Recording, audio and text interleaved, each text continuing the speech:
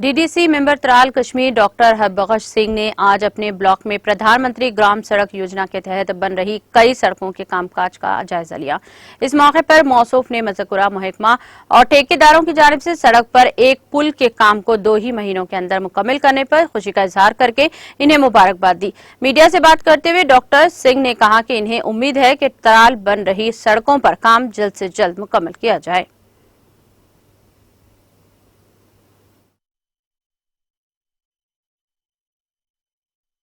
जो project recommend हुआ था ये त्राल नागवल हुआ था, बट कुछ वजूहत की बिना पे उनको जो अपने नॉर्म्स आते हैं पीएमजीएस के, तो फिर ये नीचे जो बजकुल है वहाँ से लेके आपने देखा होगा बशारत साहब, ये पहली बार हुआ ऐसा कि जो हमारे, मैं ये क्रेडिट देना चाहूँगा डिपार्टमेंट को, पीएमजीएस को भी और हमारे जो ठेकेदार हैं उनको भी, कि 1 महीने में ये जो जिस पुल पे आप बैठे हैं 1 महीने में इन्होंने इसको थ्रू किया।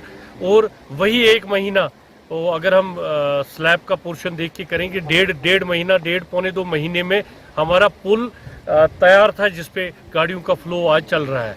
तो बड़ा अच्छा काम जा रहा है और एक्विजिशन ऑफ लैंड जो है वो हो चुका है। 1 किलोमीटर पैच नीचे वाला है जिसमें अभी ड्रेन का मसला है।